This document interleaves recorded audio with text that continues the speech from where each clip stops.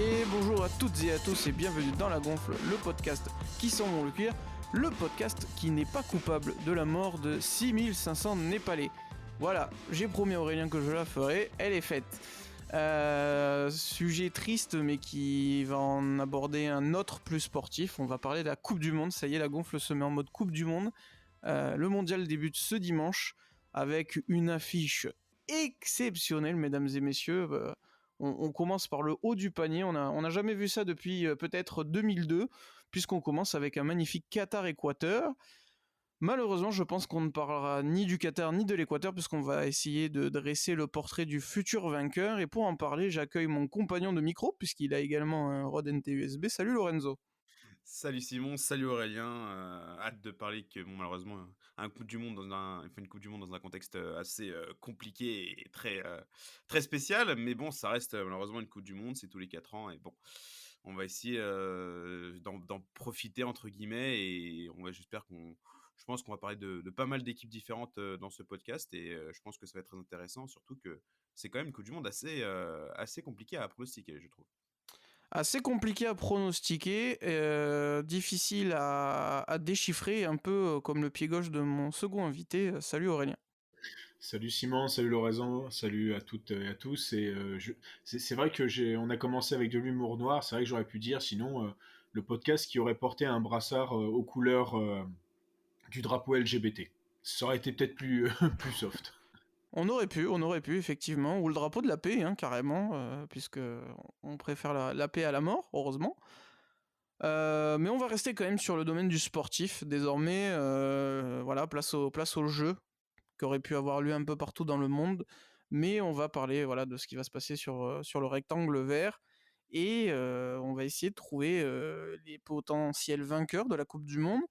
Et messieurs, bon, voilà, on a préparé nos petites étoiles pour déresser les différents favoris de la Coupe du Monde. Et le moins que l'on puisse dire, c'est qu'on a eu du mal. Et on en a fait un résultat commun, messieurs. Je vais commencer avec toi, Lorenzo. Est-ce que ce serait pas l'année de l'Amérique du Sud? Est-ce que c'est pas l'année de l'Argentine ou du Brésil? Bah, évidemment, après c'est un peu le consensus, pour cette coupe du monde, c'est que c'est peut-être, depuis ça fait 22 ans qu'il n'y a pas une équipe, sud-américaine qui n'a pas gagné de coupe du monde, le Brésil en 2002. C'est peut-être l'année enfin pour, soit l'Argentine, soit le Brésil, hein, parce qu'après ce serait une énorme surprise que ce soit l'Uruguay ou autre nation, sud-américaine, pourquoi pas l'Équateur? Heu, si c'est très dur à voir, mais c'est vrai que l'Argentine et le Brésil, si on voit par rapport à 2-3 ans, la dynamique qui s'affiche des différents grandes nations pour cette coupe du monde. L'Argentine et le Brésil, c'est peut-être les 2 nations qui sont sur la meilleure dynamique, avec l'Argentine évidemment qui est invaincue depuis 3 ans et demi quand même et qui est sur une dynamique notamment que ce soit dans le jeu ou que ce soit dans l'effectif et de sa liste de sa sélection, qui affiche quand même de très belles ambitions et qui affiche pour une fois une équipe très équilibrée où il y a de la qualité à tous les postes, quasiment à toutes les lignes du terrain. Donc voilà, et le Brésil évidemment qui là aussi affiche une liste très complète où il y a très peu de faiblesses et les deux nations peuvent s'appuyer sur le retour de leur joueur star au plus haut niveau, que ce soit Léo Messi après première année compliquée au PSG, qui fait un très bon début de saison lors de cette deuxième saison, et Neymar qui lui aussi après deux saisons compliquées revient au top. Donc l'Argentine et le Brésil, deux équipes qui sont sur des dynamiques très intéressantes et qui voient le retour de leur maître à jouer au plus haut niveau. Donc bon, évidemment, c'est peut-être ces deux équipes qui se détachent pour voir en potentiel futur vainqueur de cette Coupe du Monde 2022. C'est vrai, d'ailleurs on peut même faire je pense un autre parallèle entre les deux sélections grâce à leurs joueurs phares, qui bon déjà jouent ensemble au Paris Saint-Germain, hein, évidemment, mais Aurélien, on sait que Neymar, bien que plus jeune que Léo Messi, en a un peu déjà marre du football, il aspire aussi à faire autre chose, et avec sa jeunesse il a déjà aussi fait quasiment le tour, il lui manque que la Coupe du Monde comme Messi, c'est un peu la compétition de leur vie. C'est peut-être aussi pour ça qu'ils brillent autant en début de saison, c'est qu'ils sont en mode commando depuis cet été. Oui, il y a largement ça. C'est vrai que, tu vois, par exemple, quand on s'amusait à préparer cette émission, ben, on remarque que Neymar, il a 2 buts de battre le record de Pelé, qui tient quand même depuis 70, À une époque où il n'y avait pas les hors-jeux. Hein. Et on comptait les buts en poussin. Mais au-delà de cette blague, c'est, tu vois, parce qu'en plus c'est un débat qui est un peu en équipe de France aussi, parce que notre Olivier Giroud national est à 2 buts de Thierry Henry. Je pense que Neymar n'a pas l'aura d'un Pelé. Bon, bah déjà parce qu'il pourra jamais gagner 3 Coupes du Monde. En revanche, c'est vrai que la gagner, ça permettrait sûrement d'appuyer un peu plus quelque chose avec Neymar, parce que bah, bon, c'est pour moi, si le Brésil gagne la Coupe du Monde, c'est sûr que Neymar aura marqué 3 buts, donc il deviendrait le meilleur buteur all-time du Brésil, il aurait une Coupe du Monde, et parmi tous les successeurs que Pelé a adoubé, petite parenthèse, mais d'après Opta Monaco, il a adoubé plus de successeurs que le prince Albert a, a comment a reconnu d'enfants illégitimes. Euh, Ce serait en fait celui qui ferait enfin qui fait déjà la plus belle carrière, mais c'est celui en fait qui aurait véritablement mérité cet adoubement. Après, oui, ça peut jouer aussi avec Ronaldo, avec R9 quand même, au niveau des successeurs de Pelé en termes de Je sais statistiques pas et de si Pelé à palmarès. l'époque disait que Ça, je Ronaldo sais était pas. son successeur. Mais si, enfin, hors Pelé, évidemment, s'il y a un successeur naturel au niveau du palmarès, au niveau des statistiques, etc.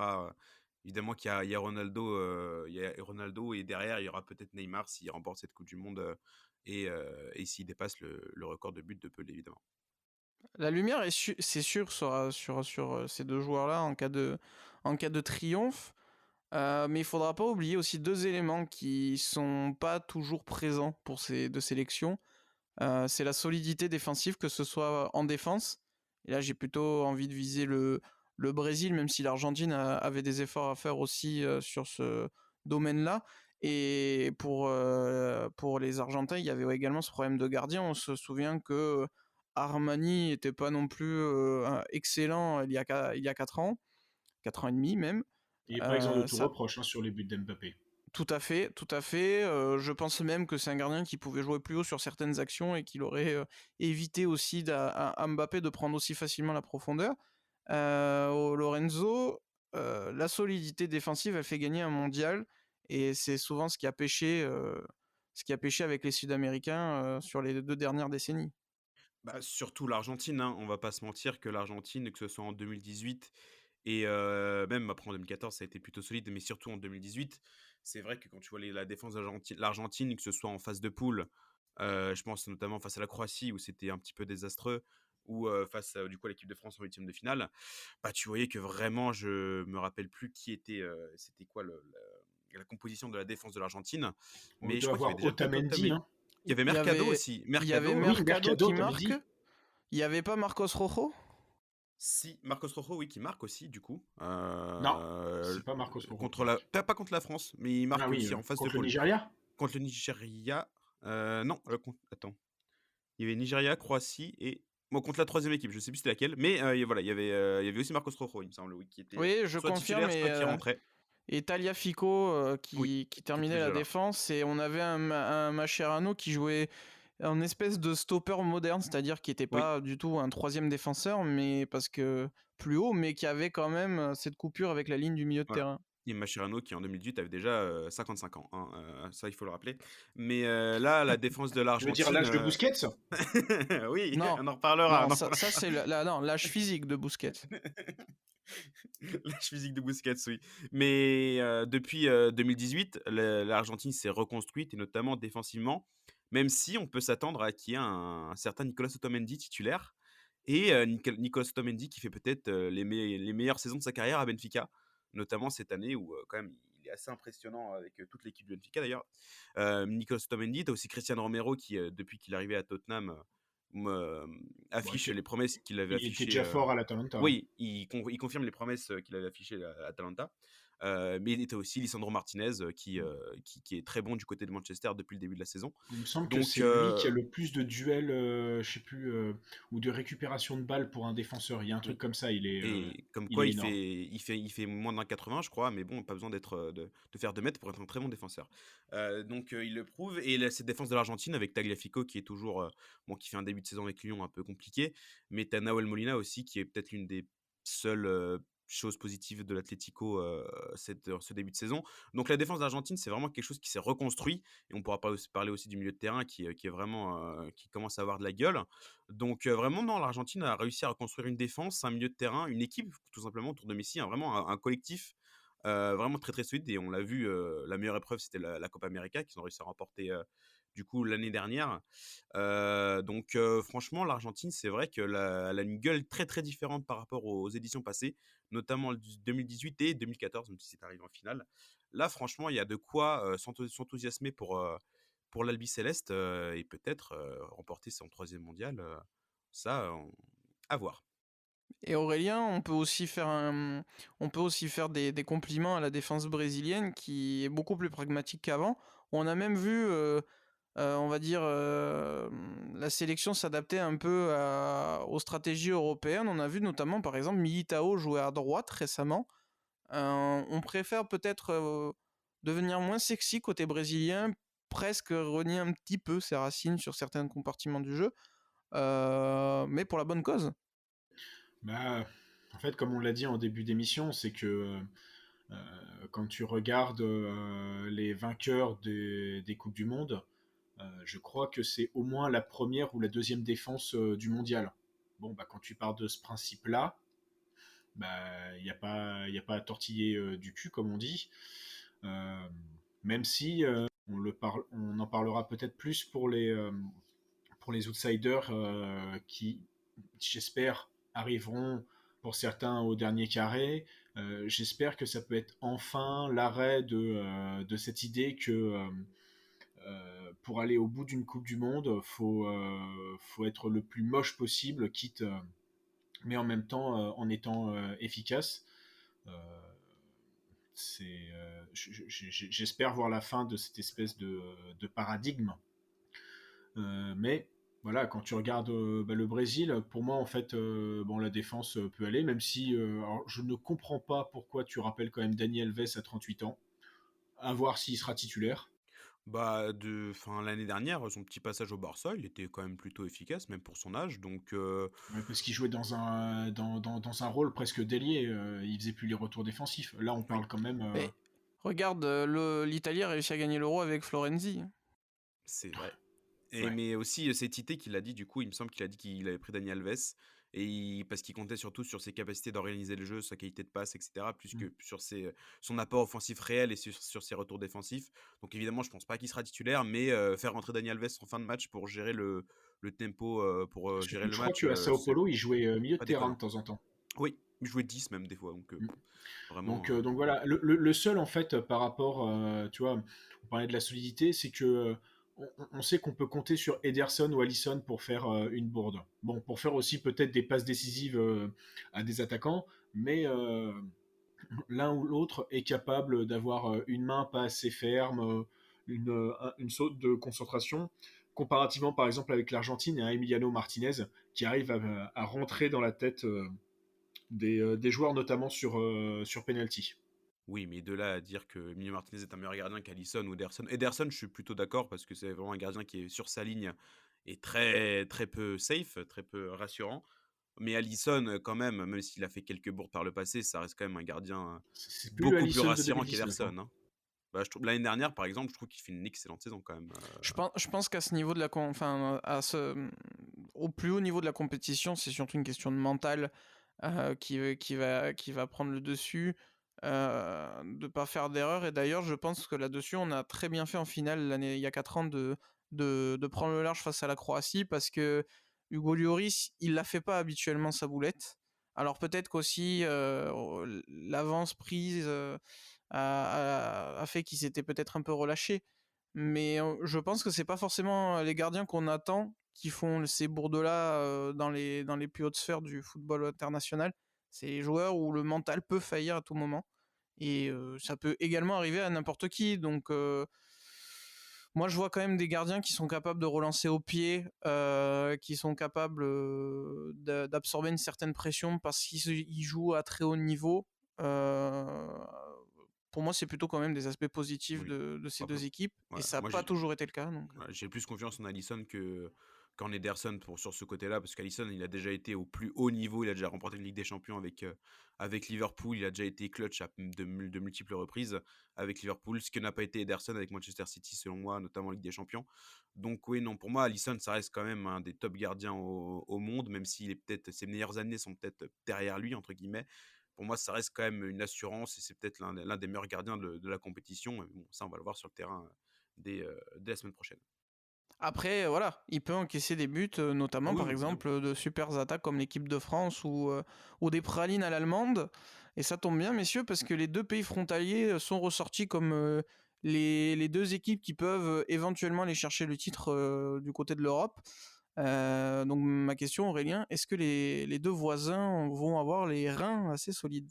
Ouais, j'aimais beaucoup le titre de paragraphe. Je me demandais si tu allais faire quand même la blague. Obligé. Voilà. Non, elle est très bien, elle est très très bien.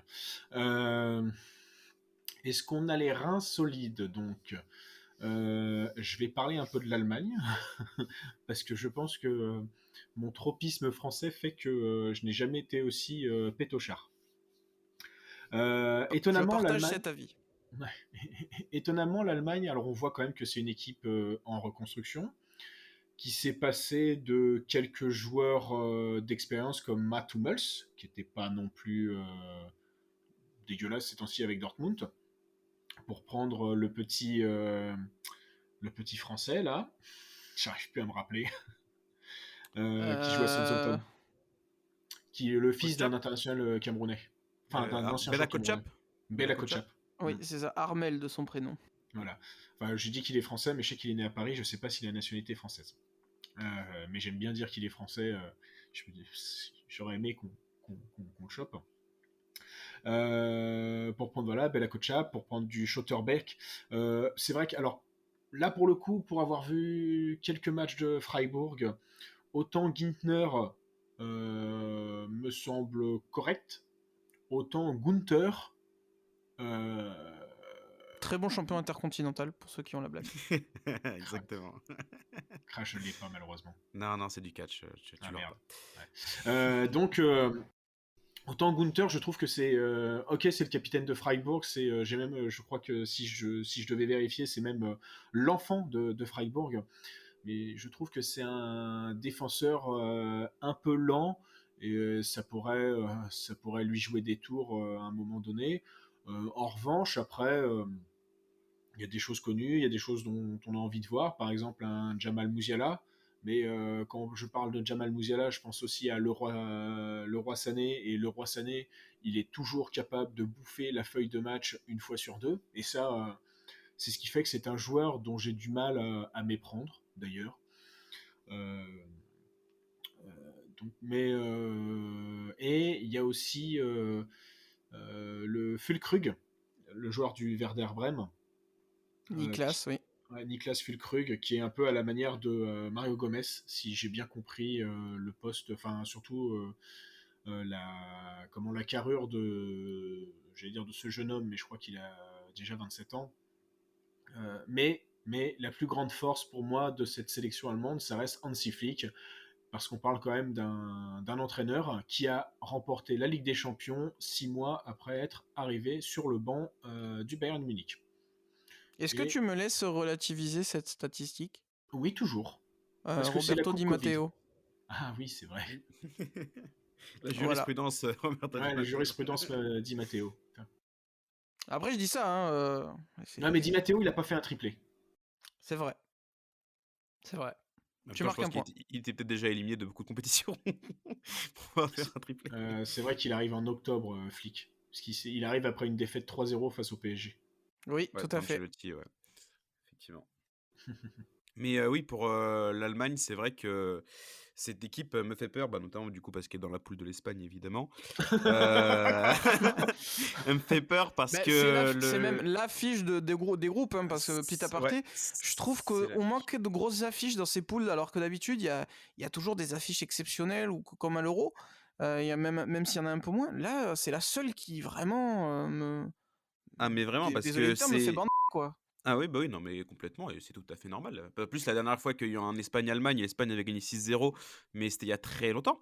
Heu, je pense pas que ça va se finir de la même manière, pendant cette coupe du monde.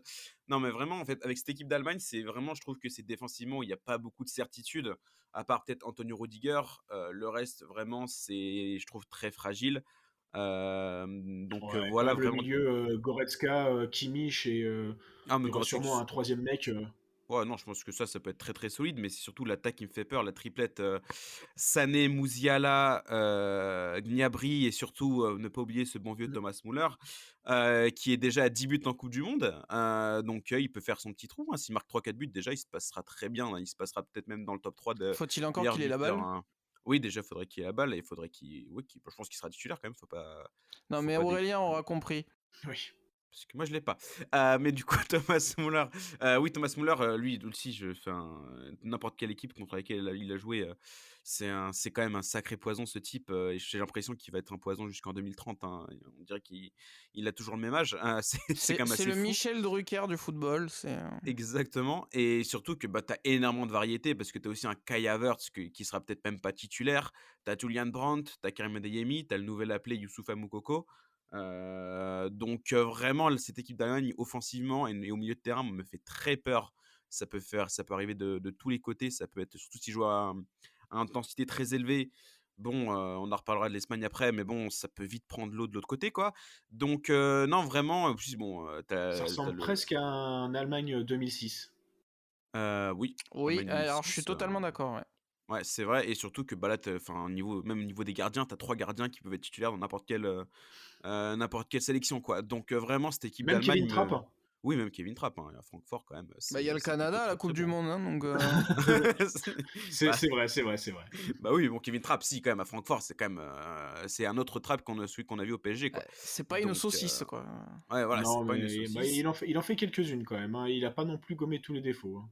Plus Oui. serein, mais toujours quelques défauts. Ouais, mais bon, globalement, donc ouais, vraiment cette équipe d'Allemagne, franchement, si, elle est très bien organisée, si offensivement, vraiment, ça part dans tous les sens, ça peut être très difficile à gérer pour énormément de défense. Donc vraiment, c'est pour ça que je les place dans les outsiders, vraiment derrière, juste derrière l'Allemagne et enfin, derrière l'Argentine et le Brésil. Parce que vraiment, si la sauce prend, ça peut être très, très, très intéressant et ça peut regagner la coupe du monde, 8 ans après, celle de 2014, quoi. Beh, moi, ce qui me fait peur avec cette Allemagne, c'est pas tant les éléments et comment jouer. C'est des Allemands. On a grandi avec une certitude, c'est que quand une compétition commençait, tu pouvais être sûr de te méfier de deux équipes, c'était l'Allemagne et l'Italie. Alors bon, récemment, l'Italie a un peu perdu ce statut. L'Allemagne, tu peux pas dire que ce soit le cas. 2018, c'est une malédiction. Il y a une malédiction. On espère que la France la brisera, mais il y a une malédiction. Ouais. Derrière, Malédiction, avec Son, qui marque le but à la dernière minute, c'était tout quand à même fait, assez fou. tout à fait. J'étais sur la route pour aller à Québec et on avait klaxonné l'élimination de l'Allemagne parce que c'était une bonne nouvelle pour la France. Au-delà de ça, ce qui me fait surtout peur pour cette équipe, c'est que il y a des joueurs qui doivent se révéler partout. C'est-à-dire, hormis Neuer, Kimmich, qui pour moi a déjà fait ce pas, mais ça reste quand même un débat pour certains, et Thomas Müller. Les mecs doivent confirmer leur statut. Les Goretzka, les Gnabry, les Sané. Kroos est On toujours là pourrait même d'ailleurs, hein. dire Sule parce qu'il commence à être là depuis un certain temps. Euh, ça manque de leader. Je trouve que c'est le gros défaut de cette équipe. Et je pense que d'ailleurs, l'énorme surprise de la présence de Mario Götze, elle vient de là. Il fallait du vécu pour cette équipe. Et à mon avis, ça explique la présence du buteur de la finale 2014. Et c'est ce qui peut faire chavirer l'Allemagne. Voilà. En défense, Rudiger, c'est un patron, mais c'est pas un patron qui a une stature à la, je sais pas moi, à la Puyol ou même à la Mats Même en... Hummels, justement. Oui, Donc, ou Jérôme Boateng aussi en Allemagne, c'était oui, pas mal. Jérôme Boateng qui n'a pas que mis les fesses par terre sur un dribble de Messi, c'est quand même, ça a été un monstre, fut un temps. Voilà, moi c'est ce qui me fait peur, ce qui me fait peur avec l'Allemagne. Et d'ailleurs, on est très sévère avec la France sur ça. Je trouve qu'on l'est pas assez sur l'Allemagne, et c'est pour ça que j'en ai pas fait un favori, parce que si cet élément avait été assuré, pour moi ils étaient 5 étoiles favoris, quoi. De très très loin. Donc je sais pas ce que vous en pensez, messieurs. C'est vrai que Le vécu Rudiger, c'est quand moi, même souvent décisif. à part en comment le voir comme quelqu'un, un tueur de sang-froid, c'est vrai que ouais, ça manque ce côté un peu, ouais, un peu à la Ouais, Pouyol, en surtout en effet. défense. Ouais, Surtout en c'est défense, qui manque un vraiment, patron, je suis d'accord. ouais. Même si C'est t'as c'est- Manuel c'est- Neuer, t'as Thomas Müller. c'est vrai que oui, je vois plus Neuer haranguer la défense. Et d'ailleurs, je crois qu'on utilise toujours ce mot mal. Euh, et je crois que je l'utilise mal d'ailleurs. Mais c'est vrai que je vois plus un Neuer bien remettre en place sa défense qu'un Rudiger le faire. Parce que Rudiger, son métier, c'est que le joueur ne passe pas. Et peu importe comment. Et ça s'arrête là. Enfin, ça fait c'est un très bon joueur, hein, attention.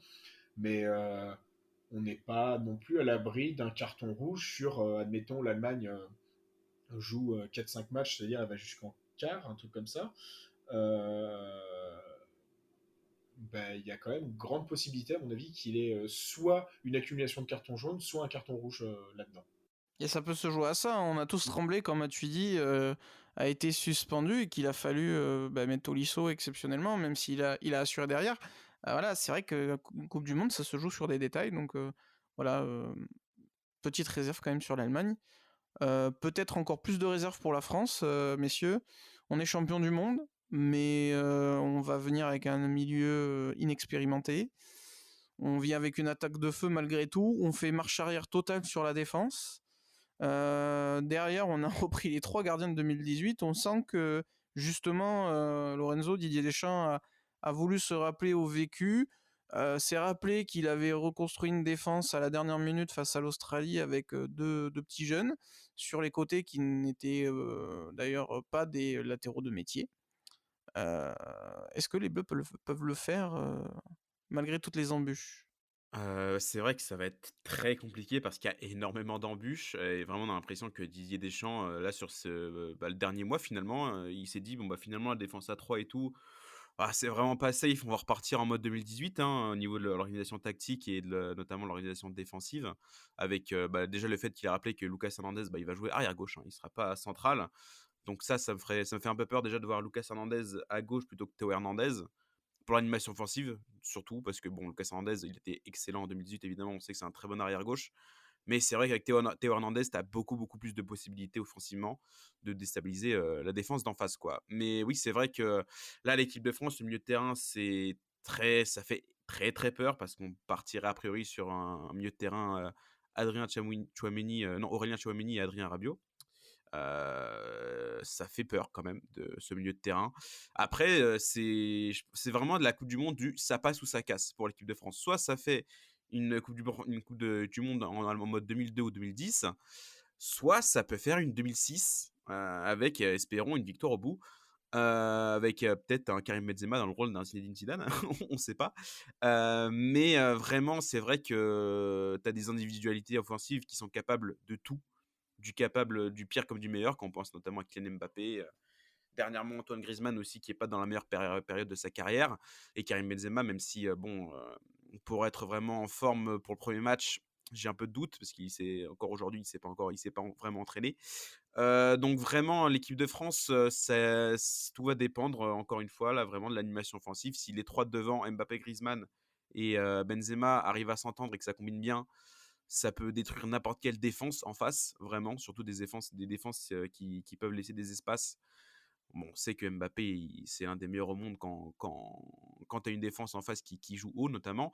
Donc, vraiment, quand je pense notamment au match contre le Danemark, il ne faudra pas faire la même prestation que le dernier match en Ligue des Nations, évidemment. Et t'as aussi le problème aussi, c'est qu'il y a énormément de retours de blessures et que ça peut se répéter à tout moment. On pense à Raphaël Varane, on pense à Lucas Hernandez. Là, tu as aussi Nkunku qui est sorti sur blessure lors de l'entraînement. Donc vraiment, c'est vrai que là, ça passe ou ça casse et malheureusement, tu as plus l'impression que ça va casser que ça va passer, hein, pour l'instant. Après, on risque peut-être d'être agréablement surpris. Bah, autant, voilà, pour l'ensemble de la compétition, c'est vrai qu'il y a de quoi être inquiet, notamment au milieu de terrain. Moi, j'en suis même à me demander s'il faut pas jouer à 3 avec soit Kamavinga, soit même carrément tenter le pari de mettre Griezmann en relayeur, avec tout le risque que ça serait, mais au moins on aurait tenté quelque chose. Néanmoins, quand on voit l'attaque qu'on a, un match comme France-Argentine 2018, tu le gagnes. Et il y a souvent ce match-là où faut te sortir d'un truc improbable, où la logique, on va dire, de domination est absolument pas respectée. Et c'est l'irréel qui prend un petit peu le pas sur enfin sur le factuel, on va dire l'explicable. Et c'est quelque chose qui, par exemple, m'inquiète pour l'Allemagne. Voilà, l'Allemagne me paraît plus solide, mais l'Allemagne, dans une situation périlleuse à l'Argentine 2018, je la vois pas passer. C'est ce qui me rassure un peu sur l'équipe de France. Et ce qui me rassure aussi, enfin j'essaye de me rassurer en tout cas là-dessus, c'est quand même que Rabiot, c'était son rêve de jouer la Coupe du Monde. Il va devoir peut-être gérer ce rôle de double piston. On sait qu'il n'aime pas forcément jouer en sentinelle. Là, il le sera pas. Mais on sait sa capacité à récupérer le ballon comme Tchouaméni. Et Dieu merci, il a pris Kamavinga, qui pour amener de la créativité lorsque ça va être un peu verrouillé derrière, pour moi est très très important. C'est peut-être le défaut en fait de ce milieu de base, c'est qu'on va manquer de créativité. Je sais pas ce qu'en pense Aurélien, mais les Bleus, c'est plus une question de transition que le reste. En défense, on sait que derrière, c'est capable de tenir à 4. On sait qu'on peut marquer, mais tu gagnes pas une Coupe du Monde si tu gagnes jamais la bataille du milieu, quoi. Ah bah, la bataille du milieu, c'est pas seulement dans Le Seigneur des Anneaux, hein. Euh, C'est vrai. c'est vrai, c'est vrai, c'est vrai. Bon, de toute façon, hein, on peut écouter l'épisode précédent, hein.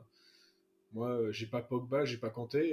Là, j'ai un peu, ouais, j'ai les chocottes, hein, comme on dit Ouais, on se sent un peu dans... à poil au milieu sans Pogba et Ouais, Kanté, hein. c'est ça. C'est autant Kanté, Bah, c'est j'ai d'ailleurs vu. pour ça que je suis surpris de pas passer à 3, hein. Parce que tu réduis quand même l'influence du milieu de terrain, t'as besoin de moins de joueurs. Je suis un peu surpris quand même, je sais pas vous. Ouais, mais je pense qu'en effet, voilà, Deschamps, il a décidé de reprendre enfin, ce qu'il connaissait, ce qui nous a permis quand même d'être pas mauvais. Même après 2018, c'était compliqué, mais pour moi, par exemple, qu'est-ce qui nous empêche d'être dans le Final Four de la première Ligue des Nations? C'est seulement bah, un match un peu comme ça s'était déroulé là les derniers matchs de Ligue des Nations, c'est-à-dire que tu avais énormément de blessés et qu'on avait dû aligner le milieu de l'enfer, Nzonzi, Nzonzi Kanté, je crois quand même. Donc même si j'aime beaucoup Kanté, Ah, c'est ça vrai fait qu'il est mal. ouais, c'est... Et je crois qu'il devait avoir Matuidi aussi. Donc c'est vrai que ça manquait un peu de toute qualité qu'ont chacun de ces hommes. Ensemble, ça faisait pas des choses positives. Donc voilà, il a manqué ça. Si on essaye de se rassurer légèrement, on peut pas dire qu'en 2018, on arrivait la fleur au fusil. Je dois rappeler que Pavard, Hernandez et Varane Umtiti n'avaient jamais joué un seul match ensemble de toute leur vie en bleu. Et d'ailleurs, Pavard n'avait jamais joué un match en bleu, quasiment. Euh, donc c'est un peu ça où on peut se rassurer. Mais c'est vrai que cette histoire de milieu de terrain, Chouameni doit se révéler parce que après, il paraît que Rabiot est le moins mauvais à la Mm. Juventus. Et je pense qu'il part presque titulaire. Mais je suis un peu comme toi, Simon, c'est-à-dire que je préférerais largement avoir un Griezmann un peu plus bas, quitte à laisser un Nkunku beaucoup plus percutant derrière Kix et Kabenweve. Euh, voilà. Ce serait en effet ma tactique, c'est d'avoir un Kamavinga, pas Chouameni, Griezmann Et même le petit Fofana, moi j'ai bien aimé. Hein. Ouais, je dirais même que il va falloir créer quelque chose, je sais pas ce qu'en pense Lorenzo, mais il faut inventer quelque chose, il faut contrer, on va dire, ce à quoi les adversaires vont s'attendre. Toi, tu le vois par un repositionnement de Griezmann, un 4-2-3-1, 4-3-3. Est-ce que tu es sur la même longueur d'onde que nous ou est-ce que tu diffères un peu? Bah, je suis d'accord avec Aurélien dans le fait que la réussite du milieu de terrain va passer par la révélation ou non d'Aurélien Tchouaméni comme un patron du milieu de terrain, parce que je vois personne d'autre, le faire. Adrien Rabiot, ça fait énormément d'années qu'on l'attend. Bah, c'est bon, on a perdu un peu espoir, hein. Après, il fait plutôt une bonne saison avec la Juve, faut pas déconner, mais Et bon, il c'est marque des pas buts. vraiment Et et ça, il mine marque de des buts, rien, c'est s'il marque des buts avec, en Coupe du Monde, moi je prends. Hein. Il n'y a que Dridi c'est hein, vrai. qui fera une attaque cardiaque. C'est vrai, c'est vrai. Mais c'est vrai qu'il y a que Tchouaméni. Youssouf Fofana, c'est encore très très timide quand même, tu vois pas en patron d'un milieu de terrain. Voilà, donc vraiment, parce que le problème, c'est qu'il y a que on a que 3 milieux de terrain purs, à moins que je dise une bêtise, mais on a que 3 milieux de terrain purs avec Tchouaméni, non, Camavinga aussi. Mais Camavinga, c'est vrai que je préfère le garder comme l'a fait le Real l'année dernière, en cartouche, à en faire rentrer la 60 ou En 70e pour impact player, comme on dit au voilà, rugby. en impact player, effectivement, pour vraiment faire éclater une défense qui est fatiguée avec, bah, soit ses coups de génie, soit son impact physique, soit sa qualité de passe, évidemment. Donc le milieu de terrain, ça va être très compliqué de pallier. Mais bon, avec le potentiel offensif que tu as devant, on n'a même pas mentionné Kingsley Coman ou Ousmane Dembélé, mais tu as quand même moyen de faire des choses, même si tu arrives avec des blessés, même si tu arrives, dans un contexte assez compliqué. Franchement, avec l'équipe de France a, mis à part le milieu de terrain, tu as quand même moyen d'aller loin et de faire des choses. Donc franchement, c'est pas pour rien que pour moi, il était vraiment dans les outsiders derrière les 2 sud-américains. Donc maintenant, c'est à voir, mais comme je le répète, ce sera 2006 ou 2010 pour l'équipe de France. Bon. Et puis de toute manière, les statistiques prouvent que ce serait un miracle, que ce serait renverser tous les chiffres. Donc de toute façon, il va falloir faire quelque chose de grand, quoi qu'il arrive, jamais fait. Bah, quitte à ce que ce soit pour cette année, autant le faire jusqu'au bout en ayant même le milieu compliqué à gérer. Donc voilà, au moins on verra. Hein, et si la France est championne du monde, ce sera quasiment de l'irréel, puisque depuis 62, ça n'est pas arrivé de faire le back-to-back. Donc bah, wait and see et allez les Bleus, hein, on verra bien ce que 62, ça va donner. 62. Oui, 62, ouais, avec le Brésil qui fait 58, Ah, la Coupe 62, du... ouais. je sais pas pourquoi j'ai entendu 2002, moi, c'est autant pour moi. Non, non, 62. Non, nous n'avons pas gagné en 2002, je m'en souviens assez pour être au courant. Donc malheureusement, Dans un autre univers, on a gagné en 2002. Oui, oui, avec tous les maillots qui sont pas brûlés et Johnny qui fait disque d'or avec son titre. Mais bon, ça C'est c'est Johnny autre qu'on chose. aurait dû brûler. Bah, il a pas été incinéré, figure-toi, donc c'est pas possible. Mais Donc voilà, dommage. pas à son âme. Et derrière, qu'est-ce qu'on met derrière? Il y aurait peut-être des comebacks, messieurs, qui pourraient surgir. Je pense à l'Angleterre, à l'Espagne, aux Pays-Bas. On va commencer avec l'équipe à la dynamique la plus, on va dire, la plus sympathique. C'est quand même l'Angleterre, qui sort d'une finale perdue contre une sélection qui, je le rappelle, n'est même pas à la Coupe du Monde. Moi, je sais pas vous, mais je vois beaucoup de mimétisme avec l'équipe de France.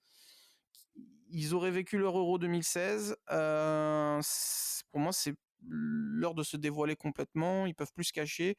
Et si l'histoire est belle, ça doit se passer maintenant et pas à l'Euro ou pas au prochain mondial. Je sais pas ce que t'en penses, Aurélien, mais l'Angleterre, c'est coming home cette année ou coming home pour jamais. Bah, j'ai une question. On peut me rappeler le nom du sélectionneur de l'Angleterre?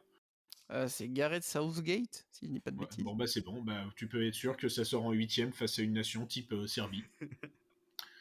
Voilà, merci, c'était tout Merci pour... Aurélien pour cette analyse. Non mais c'est... Non mais en vrai, même l'euro, en fait l'euro quand tu regardes, ça démarrait même plutôt bien. D'ailleurs, voilà, c'est vu qu'on parle de l'euro 2021, enfin 2020 déroulé en 2021, je pense que pour les 45 années à venir, on ne saura jamais quoi dire. Euh, En vrai, quand tu regardes le début de match de l'Angleterre, tout va bien. Il marque grâce à Luke Shaw, le mec qui a le même physique que moi, mais qui lui a fait carrière. Et ça, qui n'a oui, pas de lien de parenté avec le Big Show. Non, c'est Effectivement, vrai. non plus. Mais qui fait une Euh, bonne saison du côté d'United en plus, Luke Shaw. ouais, ouais, il est bien revenu après une année Mm. avec beaucoup de blessures, il me semble, hein, quand même. Parce qu'à la base, c'est quand même ça qui caractérise Luke Shaw et son pied gauche, si je me trompe pas. Oui. Oui, Oui, oui, oui. Euh, mais voilà, en fait, ce match-là, moi je me souviens, bon, je le regardais forcément avec le tropisme italien, mais malgré le but, mais j'étais tranquille, serein. Je savais que l'Italie allait revenir tranquillement. Et la preuve, on a égalisé par. C'est pas par le traître Monsieur 50-50 en plus. Il me semble que c'est ça. franchement, je me souviens même plus de ce final tellement elle m'a Ouais. blasé. Bah, Et c'est Bonucci qui ouais, marque. c'est ça, c'est Monsieur Oui, 50-50. oui, Ouais. oui. On est bien d'accord, hein. Euh, comment et en fait, c'est ça le problème de l'Angleterre, c'est que sur le papier, mais t'as tout pour déboîter n'importe quelle équipe. T'as quand même une défense. Bon, ok, t'as Maguire, mais ouais, bon, d'accord, Mais ok. après, franchement, s'il joue, c'est Maguire, c'est quand même du Southgate tout craché parce qu'on sait très bien que c'est le patron de sa défense. Mais Maguire, Ouais. faudrait voir le nombre de minutes qu'il a joué depuis le début de la saison. Franchement, c'est C'est pas. très Non, mais c'est. compliqué. Bah après, tu parles 2 minutes. Il y a Ouais, Calvin donc, Phillips, même le petit qui s'est attaché au poteau lors du match d'Everton, il a disputé plus de minutes. Il est resté plus de minutes sur un terrain de première ligue que Calvin Phillips. Donc Mais tu parles de sport. de toute façon, les Anglais ne savent pas gérer leur carrière. Je Ouais. vois pas un mec anglais qui a fait qui a eu une bonne idée de carrière récemment. J'en vois pas. Donc Donc ça, c'est un mal anglais, hein. je crois que donc la charnière ce sera Dyer Maguire d'ailleurs. Euh, mais après, voilà, au milieu de terrain, en fait, t'as Foden, mais Foden, il est plus d'ailleurs, c'est un 4-2-3 aussi, l'Angleterre. Ou c'est un Généralement. 4-3-3. Ouais. Non, généralement, c'est plutôt quand même avec un. Alors, on peut pas appeler ça un meneur de jeu, mais il y a toujours quelqu'un qui est quand même dans l'axe pour essayer de gagner les petits espaces. C'est pas une équipe de renversement, l'Angleterre, hein, pour le coup, Euh, il joue même, de ce que j'ai suivi. le 3-3 contre l'Allemagne, il joue à 5 derrière. Enfin, il joue à 3 derrière. Donc là aussi, ça va peut-être adopter la tactique Didier Deschamps. Donc je Ben, sais en pas. fait, c'est qu'ils sont assez perdus sur les latéraux en défense à 4. Et ils ont tenté de les mettre en avant d'une autre manière. Donc, ils tentent un peu tout. D'ailleurs, il y avait une blague qui disait qu'ils allaient y aller qu'avec des arrières droits. Mais oui, après, c'est la possibilité effectivement de les voir en défense à 3. Après, quand tu regardes l'animation, c'est pas en fait, c'est une fausse défense à 3, hein. Mm. Tu prends Foden qui en fait se décale soit dans l'axe quand James monte, soit Sterling va dans l'axe et c'est Luke Shaw qui accompagne en fait. Donc bah, c'est voilà, bon, voilà, mais bon, déjà rien qu'à s'il expliquer, met c'est compliqué. Grealish Donc ailier, bon, bah voilà quoi. Grealish, on voit que c'est Grealish, pas je suis pas sûr qu'il ait sa place, hein, dans le 11, hein. il y Oui, a je pense juste pas qu'il soit Harry Kane, mais titulaire. Harry Kane, il a un peu le syndrome Karim Benzema avant que l'équipe de France soit bien, c'est que il y a tellement peu de personnes intelligentes autour de lui qu'il est obligé de rattraper, d'aller chercher les ballons vachement bas, et après, bah, il n'arrive pas à être dans la zone de vérité. Ouais, bah après, en plus, ça, c'est pas sûr que ce soit la faute des joueurs, parce que tu vois le nombre de joueurs qu'il a autour de lui, c'est des joueurs intelligents quand même. Phil Foden, Mason Mount, Raheem j'allais dire Sterling, Sterling, mais Même ouais, Saka, le mec qui hein. j'allais dire court, Sterling, mais non. le mec qui Bukayo court comme une Saka, poule. oui. Oui, voilà, Sterling, non. Mais Bukayo Saka, c'est un joueur, en plus, il le prouve cette Bah, année avec Bukayo Arsenal, Saka, j'ai vu ce week-end c'est un un petit joueur espagnol incroyable. qui s'appelait Bueno qui l'a bouffé pendant tout le match. 19 ans Contre, le gars. Oui. contre qui Wolverhampton. Arsenal ce week-end? Ouais, contre Wolverhampton. Ouais, mais non, mais Saka, c'est qui fait quand même une excellente saison du côté d'Arsenal. Donc, oui, non, mais cette équipe d'Angleterre, de toute façon, on va se répéter et je pense qu'on va dire à peu près la même chose, qu'on va descendre un peu et notamment qu'on va parler du Portugal. C'est que sur le papier, c'est une équipe vraiment excellente et toutes les lignes. Parce que le milieu, Declan Rice, Jude Bellingham, franchement, le double pivot Rice-Bellingham, ça fait envie quand même, hein. C'est deux joueurs excellents, notamment Bellingham qui fait un début de saison incroyable avec Dortmund. Et en défense, quand même, tu peux avoir une charnière. Moi, je mettrais Ben White quand même à la place de Maguire parce que Ben White, lui aussi, avec Arsenal, il fait un très très bon début de saison. Tu peux avoir Qui une, était pas une mauvais, défense même White, remplaceur latéral droit. ouais, qui peut même jouer à latéral droit, mais White Stones, Alexander Arnold et Luke Shaw, bon, franchement, c'est une très bonne défense à la base, quoi. Même si on sait qu'Alexander Arnold, défendre, c'est pas sa priorité. Mais voilà, l'équipe d'Angleterre, c'est comme beaucoup d'équipes, malheureusement, c'est que sur le papier, tu as des joueurs incroyables, mais que, bon, bah, sur le terrain, avec notamment les idées du sélectionneur, bah, c'est tout de suite beaucoup plus compliqué. Et donc, avec Monsieur Porte-Sud, bah, l'Angleterre, c'est vrai que Aurélien disait bon, en huitième, ça saute, mais c'est vrai qu'en huitième ou en quart, ça peut sauter, hein, parce que bon, malheureusement, face à une équipe qui va se retrouver face à l'Angleterre et qui va jouer bloc bas, bon, bah, ça va attendre les prolongations, ça va attendre un coup de pied arrêté ou ça va attendre les pénaltys pour sortir l'Angleterre, quoi. Parce que tu sais très bien qu'offensivement, bah, souvent l'Angleterre, bah, ça produit pas grand-chose, donc malgré les joueurs qu'ils ont. Donc vraiment l'Angleterre, c'est vrai qu'on est les outsiders grâce à leur équipe, grâce à leur sélection, grâce à leurs joueurs, mais sur le terrain, bon, on a beaucoup plus de doutes. Après, c'est vrai qu'ils sont sur une dynamique positive. Quand tu sors de demi-finale à la Coupe du Monde, finale à l'Euro, bah, peut-être que bah, la prochaine étape, c'est la victoire. Mais bon, j'ai pas mal de doutes quand même sur l'Angleterre qui peut-être va faire comme d'habitude, sortir en quart ou en demi si on est un petit peu optimiste. On va dire qu'ils vont pas avoir le tableau sur la phase finale qu'ils ont eu à l'Euro, quoi. Donc après, il Oui, faudra peut-être être déjà. un peu plus fort. Après, n'oublions pas que Raymond Domenech est allé en finale de Coupe du Monde, donc tout peut arriver. Même si vous prévoyez plutôt une sortie en huitième de finale. Et il y a 4 ans, huitième de finale qui est sortie. Ben, l'équipe dont on va parler désormais, Aurélien, l'Espagne. L'Espagne semble avoir, je pense, digéré sa période dorée. Enfin, on les retrouve plus solides. Je trouve qu'il y a aussi plus de variations, même dans le jeu. On n'est pas sur du cliché, on propose quelque chose on va dire, d'un peu plus élaboré, qui s'adapte aussi aux éléments présents sur le terrain. Mais Aurélien, la question espagnole, bien qu'un peu moins inquiétante qu'avant, ça reste devant. Ça reste devant, ça reste derrière quand même, hein. Après, il y a Lorenzo qui va en parler, mais c'est vrai Bah, que dis tes sottises, j'interviens après. déjà, c'est vrai que ce matin, tout à l'heure, je veux dire, cet après-midi, je m'en suis donné à cœur joie contre Alvaro Morata. Euh, donc voilà. Après, ouais, non, pour moi, c'est vraiment. Ouais, en fait, c'est ni l'attaque ni la défense qui me fait bander, comme on dit. Puisque c'est pas Ferran Torres et Morata qui vont me donner envie d'allumer ma télé. D'ailleurs, télé que je ne pense pas allumer beaucoup. Ça, c'est une aparté. Et la défense centrale, j'avoue que j'ai hâte de voir un but contre son camp d'Emeric Laporte parce que c'est bien de chouiner, mais c'est bien de se regarder en face aussi. Ah bah ça voilà, c'est vrai que c'est compliqué. J'ai l'impression quand même qu'il méritait mieux en équipe de France, mais bon, le natif d'Agen a été impatient. Écoute, on verra D'Arène, bien, pas mais ça fait d'Agen. le Mais par bonheur contre, de j'ai l'Espagne, en hâte. tout cas derrière, Lorenzo.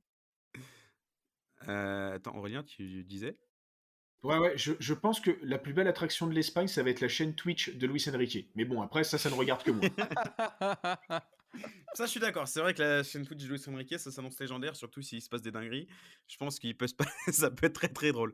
Mais c'est vrai que là, cette équipe d'Espagne, alors je suis d'accord sur le fait que déjà, la défense, c'est très très inquiétant parce que tu risques d'avancer avec une charnière Eric Garcia, Aymeric Laporte. Alors, balle au pied, c'est très très fort, hein, il n'y a pas à dire. Mais quand ça va tomber sur des équipes à haute intensité qui ont des joueurs très très rapides devant, je vais avoir très très peur pendant 90 minutes, voire plus s'il y a prolongation. Parce que, bon, évidemment, on l'a vu à l'Euro, Aymeric Laporte et Eric Garcia, défensivement, c'est pas solide du tout, quoi. C'est pas solide du tout. Tu rajoutes à ça à l'arrière droit, bon, a priori, tu t'avances avec Dani Carvajal qui s'est retrouvé une seconde jeunesse avec le Real l'année dernière. Donc bon, ce serait bien qu'il garde sur qu'il reste sur cette dynamique, même si on a vu que en défensivement aussi, Carvajal, c'est sur circuit alternatif, hein, quand même. Donc là aussi, j'ai peur avec l'arrière droit. Bon, l'arrière gauche, j'ai très peur que Luis Enrique s'avance avec Jordi Alba, alors que bon, tu as un José Luis Gaya qui est fantastique, mais bon, ça c'est peut-être mon cœur tché de Valence qui parle. Mais voilà, défensivement, j'ai vraiment très très peur. Mais c'est vraiment au niveau du milieu de terrain avec Pedri, Gavi et bon, Sergio Busquets, qui, on le sait évidemment, on l'a dit tout à l'heure, pareil, 55 ans d'âge physique sur un terrain. Mais en équipe d'Espagne, bah, ça marche, ça fonctionne. Je sais pas ce que fait Luis Enrique avec Sergio Busquets, je veux peut-être pas le savoir, mais franchement, le mais l'Euro qu'il fait, Sergio Busquets, quand même, faut en parler parce que, enfin, là aussi, il était finito avant l'Euro. On parlait de Sergio Busquets comme ça. Il te sort un Euro quand même d'outre-tombe, littéralement. Et surtout devant lui, tu as les deux petits jeunes, les deux petits chiens fous, notamment Gavi. Quand on parle de chiens fous, je pense que Gavi, c'est plutôt pas mal résumé. Et Pedri, qui sont des joueurs incroyables déjà pour leur âge, c'est exceptionnel. Et par contre, offensivement, c'est là où je suis pas vraiment d'accord avec Aurélien, c'est que offensivement, on peut critiquer évidemment Alvaro Morata, qui est pas évidemment l'attaquant du siècle. C'est pas quand on le compare à des Fernando Torres, David Villa ou encore des Raoul, mais qui lui aussi en équipe d'Espagne a pour moi quasiment jamais déçu, à part en phase de poule évidemment à l'Euro, mais qui a su se relever, qui a été très important lors de la phase finale. Donc, et comme l'a dit Simon, avec les profils de Nico Williams notamment et d'Ansu Fati et de Yeremy Pino, tu as des joueurs qui peuvent déstabiliser une défense par le dribble, par leur capacité en 1 contre 1, par leur vitesse. Et ça, c'est quelque chose qu'on n'avait peut-être pas, du coup, comme profil, notamment à l'Euro. Et ça fait plaisir parce que, bon, vas-y, les Pablo Sarabia, Dani Olmo, surtout Sarabia, je comprends toujours pas comment il est. Enfin, c'est un des cadres de Luis Enrique. Je ne l'explique pas. Mais bon, il est là. Il n'avait pas fait un mauvais Euro, donc pourquoi pas. Mais vraiment, c'est offensivement, je pense que tu as beaucoup de variété et c'est ça ce qui est vraiment très très intéressant. Après, c'est vrai que j'ai peur. J'ai peur. Avec l'Espagne, c'est que tu peux être sur la lancée de l'Euro, de la Ligue des Nations. Mais défensivement, j'ai peur que sur un match, que ce soit en huitième de finale ou en quart de finale, ou même en phase de poule, face à une équipe comme le Japon, qui peut en transition être très dangereux, il peut y avoir lumière éteinte et boum, t'en prends 3 d'affilée, quoi. Donc voilà, j'ai en même temps, j'ai de l'espoir pour cette équipe d'Espagne, mais j'ai peur. C'est un sentiment très mitigé, mais j'ai envie de l'avoir d'espoir pour cette équipe d'Espagne qui, on l'a vu à l'Euro, a fait kiffer, qui joue très très bien. Donc j'ai envie d'y croire pour l'Espagne qui peut aller loin et qui peut continuer sur cette lancée, qui a une génération fantastique qu'il faut continuer à polir et qui continue à progresser. Moi, je trouve que justement, l'implantation de la jeunesse a été très bien fait et c'est ce qui est un motif de satisfaction et de confiance. Manque un serial buter quand même pour moi. Je vous trouve un peu Oui. sévère sur la défense et question. Lorenzo, toi qui les suis quand même bien mieux, c'est impossible de voir débuter en charnière César Azpilicueta? Il a fait surtout jouer à droite, hein, notamment à l'Euro, César Azpilicueta. César Azpilicueta aussi qui fait un début de saison avec Chelsea un peu mitigé aussi, hein. C'est vrai.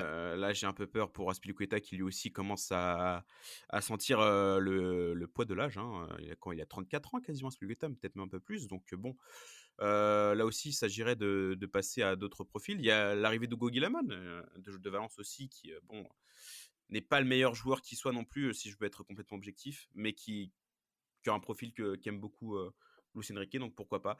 Donc non, vraiment, défensivement, j'ai très peur parce que tu vois, à l'Euro, tu vois, notamment match amical, ça prend pas énormément de buts, mais tu as l'impression que dès que tu auras une confrontation avec une équipe qui sera d'un autre niveau, ça peut vraiment, j'allais dire collapser, mais ça peut chuter à tout moment. Donc vraiment, c'est pour ça que j'ai peur défensivement, mais j'espère me tromper.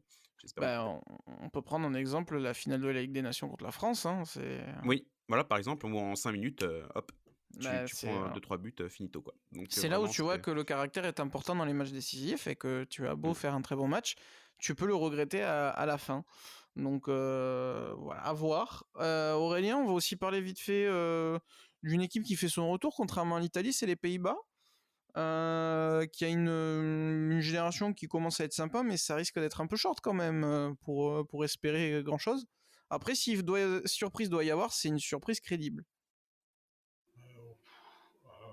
Oh là là, quand j'ai vu Van Gaal sortir sa sélection, mais il l'a sorti du fin fond de son cul, hein. Bah, c'est J'ai- du ventral, hein.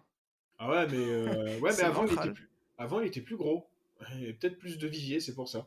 Mais non, enfin, il a laissé des mecs à la maison, j'ai pas compris. Ah Enfin, bah vraiment. Botman, je comprends pas.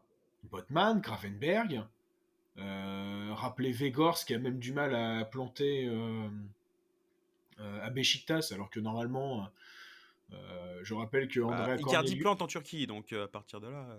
Ouais, je crois que Andrea Cornelius a été troisième meilleur buteur du championnat turc. J'aime beaucoup le Danois, hein, attention. Hein, d'ailleurs, il nous avait fait mal.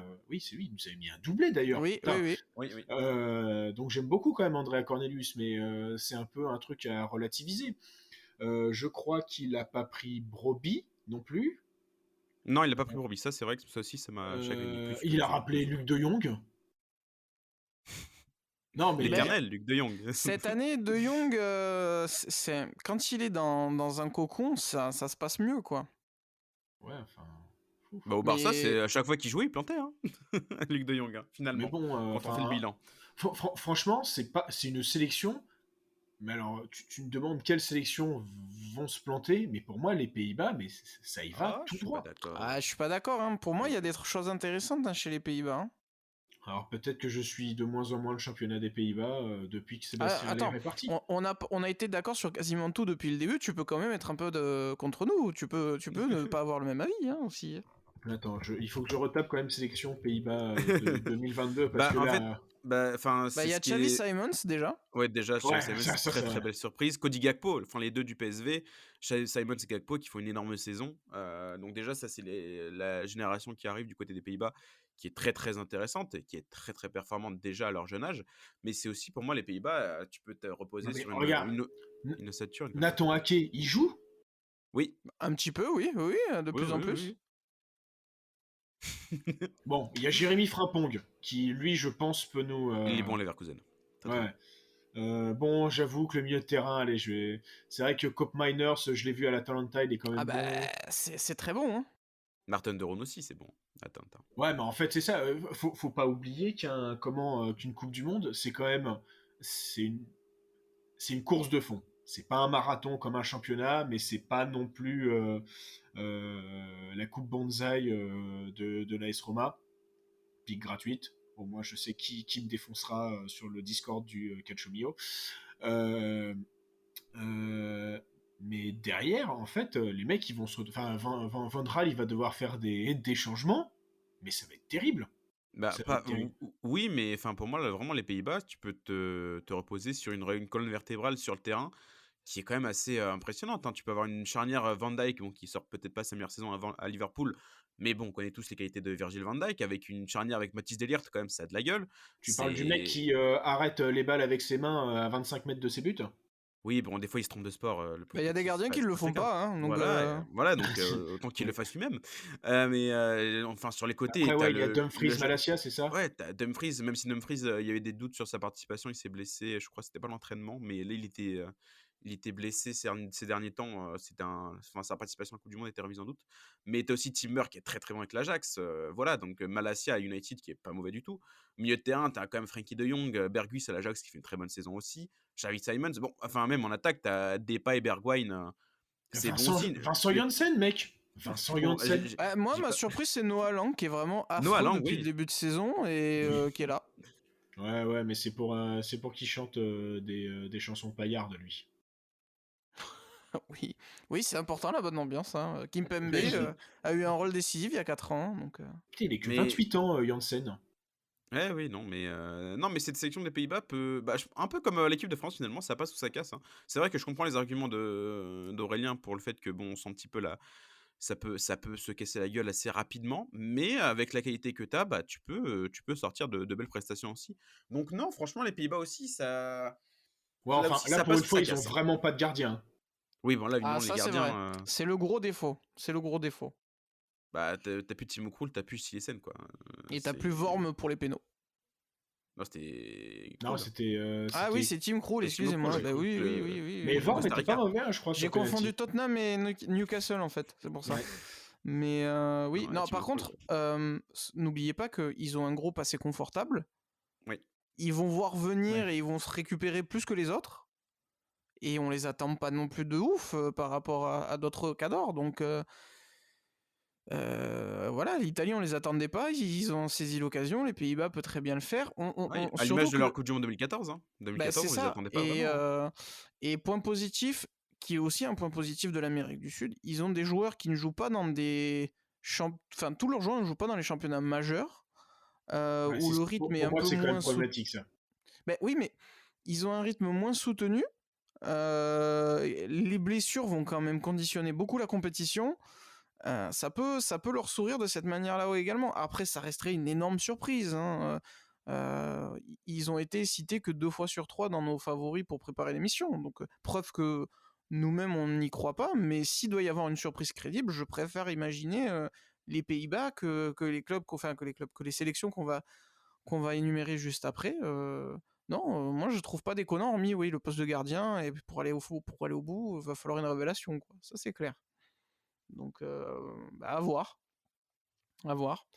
Messieurs, là on a dit plus ou moins nos favoris, même si on est déjà un petit peu dans la catégorie des outsiders, on va pas se le cacher.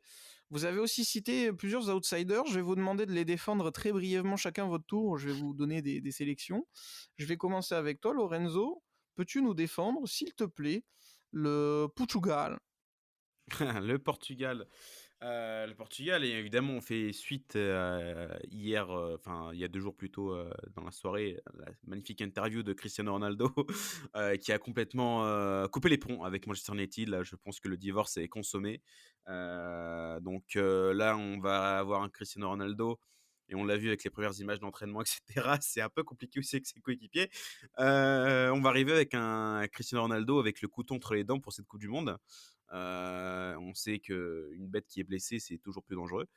Là, il n'est pas physiquement blessé, mais c'est moralement et dans son ego que Cristiano Ronaldo est quand même est dans une passe très compliquée de sa carrière. Donc, après, on sait que le joueur qui est Cristiano Ronaldo, c'est ce qu'il peut faire. Il peut faire n'importe quoi sur le terrain. Ça reste un buteur fantastique, mais bon, c'est la qualité, le problème de cette équipe qui, malheureusement, là aussi, un peu comme l'Angleterre, a dans toutes les lignes des joueurs qui sont dans les meilleurs mondiaux, quand ce soit en défense, que ce soit au milieu, que ce soit en attaque. Mais malheureusement, c'est ce qu'on a vu passer lors des dernières rencontres du Portugal, c'est que malheureusement, tout doit tourner autour de Cristiano Ronaldo et au détriment de tout le talent qu'il y a autour et qui est un peu gâché. On pense à des joueurs comme Nuno Mendes en latéral qui fait une saison incroyable au PSG, qui risque d'être titulaire. On pense à des joueurs comme Diogo Dalot qui fait une excellente saison à Manchester United, à Joao Cancelo, Ruben Dias. Enfin, cette sélection, elle a quand même tous les noms sont quand même assez exceptionnels, hein. Bernardo Silva, Joao Félix, Rafael Leao aussi. Bon, voilà. Enfin, le Portugal a une sélection assez exceptionnelle et un peu à l'image d'Angleterre. Le problème, c'est le sélectionneur, quoi. C'est que Fernando Santos, après le coup de bol de l'Euro, il s'est dit bon ça va remarcher un jour. On attend toujours depuis 2016, quoi. Donc vraiment le Portugal. T'as une équipe incroyable, t'as Cristiano Ronaldo qui doit avoir un esprit de revanche incroyable. Là, je pense qu'il attend juste les matchs pour essayer de planter ses buts et mettre ses coups francs dans le mur. Donc, franchement, le Portugal, toujours, faut pas sous-estimer le Portugal qui, malgré une qualité de jeu assez, on va dire, dégueulasse à cause de Fernando Santos notamment, et du fait que tout doit être centré autour de Cristiano Ronaldo, ça a la qualité pour aller loin. Ça a que ce soit en défense, au milieu, en attaque. Donc, c'est pour ça que attention au Portugal, qui, un peu comme les Pays-Bas, ça peut être tout ou rien, hein, parce que soit l'ego de Cristiano Ronaldo mange un peu l'équipe, soit son esprit de revanche va les porter jusqu'à des cieux qu'on ne soupçonne guère. Et Et on c'est le pour sait ça que qu'on leur trop souhaite bien. une élimination contre l'Uruguay. Exactement. Et on sait que trop bien qu'il faut quand même se méfier. Aurélien, tu Oui. préfères défendre la Croatie ou tu préfères défendre le Danemark? Voilà, le Danemark, parce qu'au moins, eux, ils ont compris ce que c'était, qu'on n'allait pas qu'on n'est pas obligé de boycotter un mondial, mais pour faire des choses intelligentes. Et qui surtout arrive avec un ascendant psychologique sur l'équipe de France qui est dans son groupe. Oui, c'est vrai. Non, Donc, mais j'ai quand même. Non, on les joue. Non, c'est pas le dernier match, hein, cette fois-ci, hein. non, Dieu merci, on ne revivra pas le Bref, calvaire de... oui. Ouais, c'est Nabil Fekir qui m'avait fait rêver ce jour-là, c'est pour dire. Moi, je me suis levé à 6 ou 7 heures du matin à Montréal pour les regarder. T'as pas été déçu, mec. Je regrette. Je regrette. C'est vrai que moi, je tapais ma meilleure sieste devant ce match, c'était fantastique. Non, le Danemark, parce qu'en effet, déjà, en fait, ça revient un peu à ce que je disais au début, c'est que j'espère que cette Coupe du Monde, et ça peut rejoindre ce que tu peux dire sur la Croatie, que cette Coupe du Monde donne la part belle aux sélectionneurs avec des idées. Le sélectionneur du Danemark en fait partie. Surtout que tu as Pierre-Émile Holberg, qui est un de mes chouchous. Peut-être parce qu'aussi il est à moitié français, ce bâtard. Euh, et que j'aurais aimé qu'il joue pour la France. Surtout Moi, qu'actuellement. Ouais, on aurait, j'aurais placé le mot bâtard quand t'as fait ta blague sur le prince Albert, mais. C'est vrai, c'est vrai. on n'aurait pas dit non à un petit Olympique au milieu de terrain, là, en équipe de France. Ouais, je pense qu'on aurait bien aimé le voir. Et surtout, un Eriksen qui revient d'entre les morts. T'es sûr de... D'ailleurs, c'est dommage qu'il ait qu'un pacemaker, puisque au Qatar, avec tout ce qui s'est passé, on aurait bien voulu avoir un peacemaker, mais bon, tant pis. Et j'ai encore fait une référence à un catcheur, du coup. Oui, c'est John C'est Cena. vrai. Et ouais. Bien joué, il a la rêve cette fois-ci. Et donc c'est pour ça. Mais ce qui peut jouer aussi, euh, voilà, je parlais de profondeur de banc avec le Pays-Bas, et c'est ce qui fait que par exemple, le Danemark n'a rien pu faire contre l'Angleterre, si je ne me trompe pas, à l'Euro. Oui. Oui, Ils oui. se prennent quoi, 3 ou 4-0? Non, ils vont en prolongation. Ils perdent Ils 1-0 vont, ou ils vont ils en perdent 1-0 ou prolongation? 2-1. Ah oui, ils vont en Oui, prolongation. il me semble. Hein, Oui, pour oui. moi, ouais, C'était très franchement, serré. ça c'est pas passé loin de la correctionnelle, même pour les Exactement. Anglais. Hein. Ah oui, 2-1 en effet. Ah, Ouais. Ah oui, non, même c'est le Danemark qui avait. Non, mais c'était pendant le Covid, on a tous oublié cette compétition qui était franchement l'une des pires du 21e siècle. Hein. C'est Oh, vrai. Ah ça bah non, allait. j'avais. Mais Franchement, je ils sais ont de la pas. chance qu'il y ait la Coupe du Monde 2002 qui existait. Hein. Non, comme l'Euro 2021, non. Franchement, moi, bon, peut-être parce que je suis espagnol et italien en même temps, mais.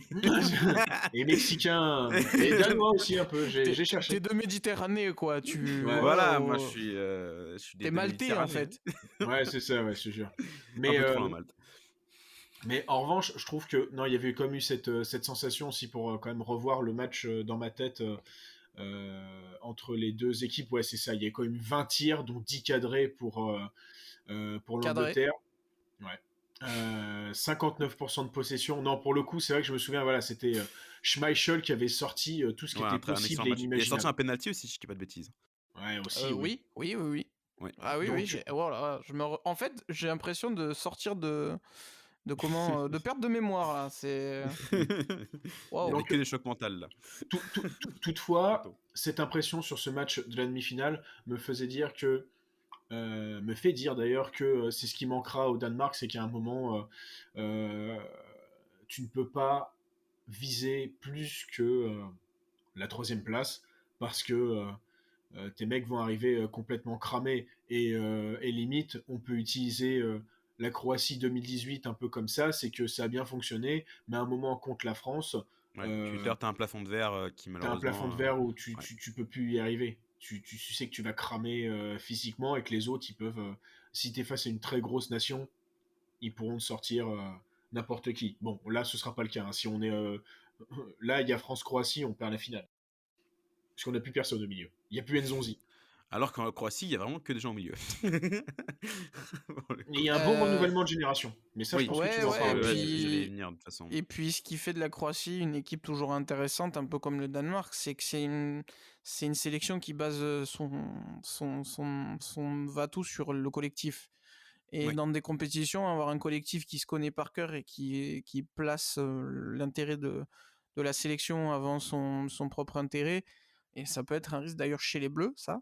Ben, c'est quand même déjà partir avec une certitude et on va dire une base mentale intéressante. mm, Après, voilà, c'est conditionné quand même à beaucoup de choses. Il y a beaucoup d'événements favorables, donc c'est compliqué de les voir aller très loin. Mais oui, la Croatie comme le Danemark se renouvelle, propose des choses intéressantes. Et quand tu as une ligne directrice, c'est quand même beaucoup plus simple. Ce que fait Deschamps, il peut le faire qu'en équipe de France. Tu le fais mm. avec ces équipes-là, tu vas pas à la Coupe du Monde, quoi. Mais, mais la Croatie, c'est vrai que. Enfin, là aussi, tu as encore une liste intéressante. Après, malheureusement, ce qui risque de pêcher, c'est défensivement où tu as encore des vieux dinosaures comme Domagoj Vida ou Dejan Lovren, quoi. Dejan Lovren, j'ai l'impression qu'il a 50 ans lui aussi. Ça fait des milliards d'années qu'on le voit sur les terrains. À un Bah, moment, faut y aller, monsieur. Vida aussi, Euh, hein. Ouais, Vida aussi quand même, alors que tu as l'éclosion de joueurs comme Josko Guardiol, Leipzig, qui fait une très très bonne saison d'ailleurs. Oui, c'est pas et Josip Zutalo aussi du côté de Dynamo Zagreb, tu vois? Comme tu l'as dit, tu as une génération, qui arrive fort, notamment aussi, en attaque, tu as Mislav Orzic qui, est très, très fort du côté de Dynamo Zagreb. Je comprends toujours pas d'ailleurs comment une équipe, des 5 grands championnats, ne s'est pas jetée dessus encore. Donc bon et bah, tu as C'est jumelé à parce ça, qu'il est tu as un encore peu vieux, les Orzic. non, il doit avoir 25-26 ans, hein. C'est encore jeune Orzic, il me semble, hein. 30 ans. Il a 30 ans Orzic? 29 décembre Ah mince, Ouais, 98. j'ai j'aurais cru vu qu'il plus était vieux aussi, ouais. j'ai cru qu'il était plus jeune moi. Mais oui, Orzic après, enfin, ne serait-ce qu'en Ligue des Champions, il fait toujours ses stats, hein, donc c'est un très, très bon joueur. Tu as l'éternel Perisic qui, lui, à chaque fois qu'il revêt le maillot de la Croatie, ça devient, Super ça Saiyan. devient, Davor Šuker. Donc voilà, non, la Croatie, bah, un peu à l'image du Portugal, bah, une très belle liste, toujours se méfier parce que, bah, tu as un milieu de terrain quand même, composé de Luka Modric, Mateo Kovacic et Marcelo Brozovic. Quand même Et ça a de tu la peux gueule. rajouter Lovro Pasalic, Mayer. Vlasic, Lovro Lovro Mayer. Mayer aussi. Donc vraiment la Croatie, la Croatie qui est entre 2 eaux, entre soit enfin du coup qui se repose sur une base, solide de vétérans, mais qui a une génération qui arrive. Donc là aussi, c'est l'occasion pour ces petits jeunes Croates de faire leur place et de prouver des choses. Donc la Croatie, ça peut, idéalement peut-être, passer jusqu'en quart de finale, hein. Ils étaient pas loin de sortir l'Espagne à l'Euro, en 8e, donc non, la Croatie, toujours faire attention et voilà, même si ça risque d'avoir un effectif assez limité, notamment en défense pour moi, pour, vraiment viser un peu plus loin qu'un quart de finale. Pour terminer, messieurs, il y a une équipe qui tremble comme nous avons tremblé en 2002 avec Zinedine Zidane. C'est la plus belle chance africaine, pour moi en tout cas. Le Sénégal qui a pris Mané dans la liste, mais ça va être un contre-la-montre intense. Est-ce que ça conditionne déjà un certain échec de cette sélection? Parce que sans Mané, ça peut pas aller très très loin, bien qu'il y ait quand même des joueurs de qualité sur toutes les lignes. Ou est-ce que, Aurélien, tu penses que malgré tout, ces Sénégalais peuvent nous surprendre? Je reste encore dubitatif sur Aliou Cissé. J'aime beaucoup l'homme. Ah, pour moi, c'est le maillon faible de cette équipe, hein, le sélectionneur. Mais ça, il y a quand même des joueurs de grande qualité qui sont façonnés par des entraîneurs intéressants en club, en fait. Donc c'est pour ça Ouais, que bah j'y crois quand même. t'as Mendy, t'as comment t'as Mendy, t'as Koulibaly, bon bah t'as Sadio Mané s'il est sur deux jambes, et c'est ça vraiment qui me fait peur. Comment j'essaie de Bah, t'as des bons. non mais T'as, t'as t'as- ouais t'as des bons joueurs. T'as des bons joueurs maintenant. On l'a vu à la CAN. De toute façon, le Ouais. Sénégal, ça a été très solide, notamment défensivement grâce à la paire Koulibaly Abdou Diallo, qui était très excellent dans la Oui. Coupe du Monde, enfin lors de la CAN. Donc non, le Sénégal, c'est vrai que ça peut être très solide. C'est peut-être, moi, je mettrais quand même une petite pièce pour la meilleure chance africaine si Sadio Mané ne revient pas pour le Sénégal. L'équipe africaine qui peut faire peut-être un meilleur parcours que le Sénégal, ça peut être le Ghana. Le Ghana qui a quand même une équipe Oui, intéressante oui, sur le oui, oui. papier, qui, bon, je dis pas qu'ils vont refaire le même exploit qu'en 2010, mais après, rien n'est impossible. Mais le Ghana, quand même, qui a une très très belle équipe. Mais bon, après, on parle du Sénégal pour l'instant. Non, le Sénégal, c'est très solide. Après, comme l'a dit Aurélien, voilà, le jeu sur le terrain, c'est pas le plus excitant à voir, quoi, notamment via Aliou Cissé. Donc, vraiment, même si Mané revient, voir dans quel état il revient, parce que bon, avoir un Mané à 60% de ses capacités, malheureusement, ça risque pas de t'aider grandement non plus pour aller loin dans la compétition. Le groupe, il est plutôt ouvert hein, avec le Qatar et l'Équateur et les Pays-Bas. Tu peux facilement quand même avoir une deuxième place si tu es sérieux.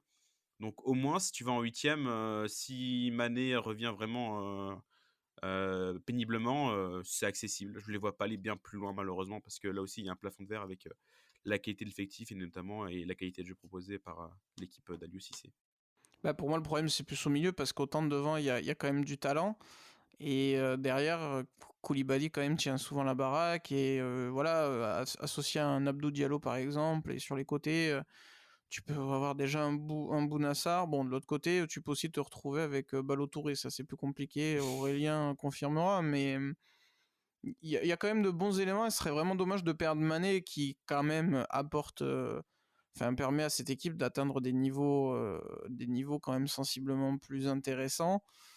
Ouais, ce serait vraiment dommage parce qu'il y a matière à réaliser de belles choses. Après, bon, bah, cette année, les sélections africaines, elles ont quand même encore un peu de retard, mais le Sénégal, j'y croyais justement parce que le groupe est ouvert et que s'ils abordent bien les 2 premiers matchs, ils peuvent physiquement s'économiser sur le troisième. Mm. Et ça, c'est quand même important avec le rythme infernal qui a été imposé pour cette Coupe du Monde, pour Et, placer cette Coupe du Monde en hiver. Donc, au ouais. niveau des attaquants, petite pastille sur Nicolas Jackson, qui joue à Villarreal, qui est très très bon, qui fait un très très bon début de saison du côté du Villarreal. C'est un peu un jeune, il doit avoir quoi, 18-19 ans, si je dis pas de bêtises, et qui est très très bon. Donc si un Sadio Mané est absent pour prendre sa place, je dis pas que Nicolas Jackson va porter l'attaque du Sénégal, mais ça peut être une des révélations de cette Coupe du Monde. Aurélien, est-ce que tu veux ajouter quelque chose sur le Sénégal? Non, non. Eh ben voilà, Si, c'est Papa très bien Bouba de... Diop. Papa Bouba Diop, voilà. Mais oui, et moi je voulais juste rajouter du coup au niveau des équipes africaines, le Ghana pour moi ça peut être une petite équipe surprise C'est vrai que c'est quand intéressant. même, Ouais. Moi, qui est c'est la l'équipe Serbie, hein, mon mixte équipe surprise. très intéressante. Ou la Serbie, ouais. Bah, du coup je parle du Ghana après si tu veux, tu pourras peut-être parler un petit peu de la Serbie. Moi le Ghana quand même avec notamment la naturalisation d'Iñaki Williams qui a lui laissé l'Espagne à son petit frère Nico qui y sera aussi. Mais offensivement, tu as du Iñaki Williams, tu as Kamaline Soulemana qui une saison plus compliquée à Rennes par rapport à l'année dernière, mais qui est très très bon. Tu as Jordan Ayew qui, bizarrement, Crystal Palace, c'est pas mauvais. Pour l'avoir vu jouer face à West Ham au stade, Jordan Ayew, c'est vraiment pas mauvais cette saison. Donc voilà, et au milieu, tu as encore l'éternel André Ayew, Thomas Partey avec Arsenal est très très bon aussi. Défensivement, tu as quand même Djikou, Daniel Amartey, Idou, donc c'est des joueurs qu'on connaît, des joueurs qui sont plutôt solides. Et petit joueur d'Auxerre aussi, Gideon Mensah, Eh Oui, c'est oui, vrai. eh oui, C'est un oui. petit vrai. Auxerrois quand même. Je crois Et que c'est le voilà, seul du coup, Auxerrois qu'on a placé. donc voilà, non, le Ghana pour moi, ça peut. Je me rappelle plus. La poule du Ghana, j'ai pas envie de dire de bêtises. Je regarde tout très rapidement. Mais la poule du Ghana, oui, t'as le Portugal, Portugal, Uruguay, Corée. Corée. Ah, ça va être compliqué. J'ai vrai que au niveau du groupe. Mais ça peut être la surprise du groupe si le Portugal s'effondre un peu et que l'Uruguay peine un peu à produire du jeu, notamment. Le Ghana peut être une surprise comme en 2010. Donc attention, ça peut être intéressant sur le Ghana. Bah, on sait les difficultés du Portugal en phase de poule, hein, donc Et beaucoup s'il mis sur fallait une prendre élimination du un chapeau 1, Portugal à c'était cause lui. de Paolo Bento. Voilà, avec la Corée du Sud. Allez, chiche, chiche, chiche. Tu voulais parler de la Serbie? Je sais que t'es un grand fan de Nemanja Radonic, je t'en prie. Exactement. Bon, j'avoue que je les ai pas vus assez jouer, mais il y a quand même du beau joueur. Je pense à Mitrovic qui montre enfin qu'il a le potentiel de jouer en première ligue. Autre part qu'en Championship. Ouais, c'est ça. Mais pas autre part qu'à Fulham. Bon, après, c'est pas ça, c'est pas moi qui vais lui jeter la pierre. Tu as d'autres SMS. joueurs.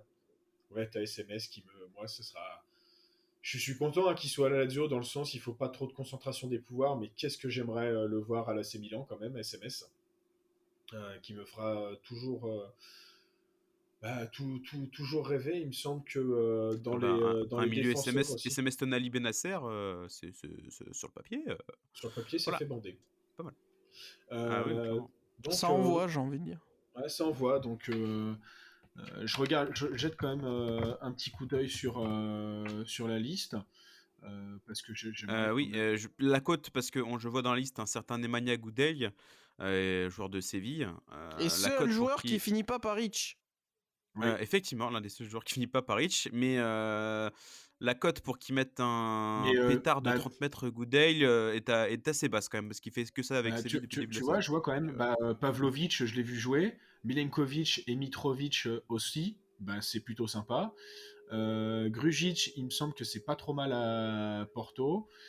Kostic, c'est un des meilleurs Turinois depuis le début de la saison. Lazovic est Mhm. un peu moins bon.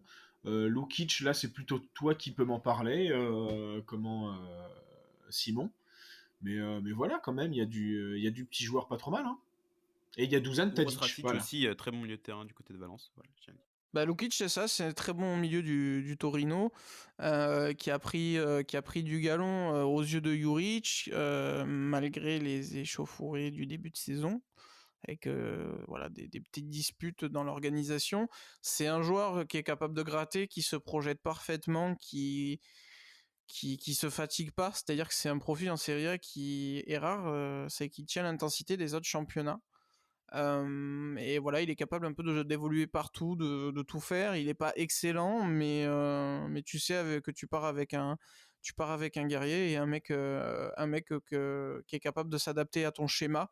Et si tu lui demandes de faire quelque chose, il est capable de le faire. C'est un peu, moi, il me fait penser un peu. Alors, il y en a qui vont peut-être s'offusquer, mais un Henderson à Liverpool, toute proportion gardée, que ce soit pour le prestige de l'équipe ou le niveau.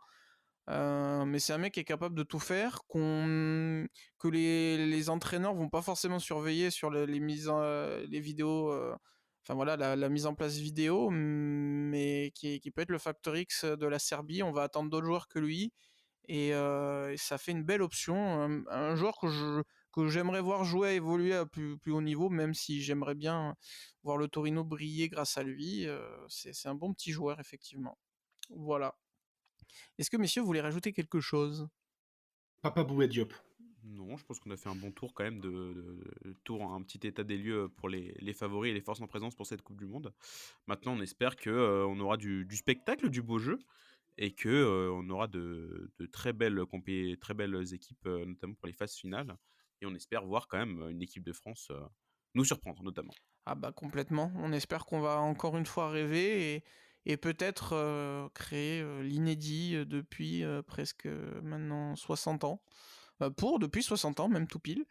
Merci messieurs d'être venus. Merci Aurélien de nous avoir éclairé sur ses éventuels favoris ou ses outsiders. Mais je vous en prie, c'est toujours un plaisir, hein, moi, de parler de choses dont je ne connais pas la moitié. Oh, tu es sévère. Que tu es sévère. Ouais. Lorenzo, je te remercie. Ça faisait un moment que tu n'étais pas venu. Très content de Ouais. t'avoir réentendu sur la gonfle. Ah bah merci à toi, hein, toujours un Mais ça, c'est parce plaisir que tu et fais hâte pas du de revenir cyclisme. assez rapidement pour cette Coupe du Monde. Non, enfin j'aimerais beaucoup parler cyclisme effectivement, mais oui, pour l'instant je n'en parle pas assez effectivement. Et en plus là c'est la C'est fin la de trêve, ouais. saison, c'est la trêve. Faut attendre 2 petits mois là pour que ça revienne assez fort. Donc ouais, non, toujours un plaisir et hâte d'en reparler assez rapidement, notamment de cette Coupe du Monde pour décrypter notamment l'équipe de France, l'équipe d'Espagne, qui encore une fois, je le répète, mais me fait peur. Eh bien, avec grand plaisir. Voilà, vous avez quand même un petit topo d'une heure 20 sur cette Coupe du Monde qui arrive. Ça peut, voilà, vous mettre. C'est votre petit échauffement à la Coupe du Monde. N'hésitez pas à nous dire ce que vous en pensez aussi dans les commentaires. Et on se retrouve très vite pour le dispositif Coupe du Monde. On va débriefer les Bleus, on va débriefer les grosses affiches et les phases finales, en espérant qu'on va vivre de belles émotions. En attendant, vous avez tous les autres épisodes pré-Coupe du Monde qui sont disponibles. Voilà, si vous suivez aussi ce qui se passe en Champions League et dans les différents championnats. Si vous êtes fan de rugby aussi, il y a des petits épisodes qui sont sympas. En attendant, faites du sport, vivez le sport, préparez bien la Coupe du Monde et surtout, contrairement aux gens qui ont travaillé au Qatar, soyez heureux, c'est le plus important. Ciao, ciao. Ciao à tutti.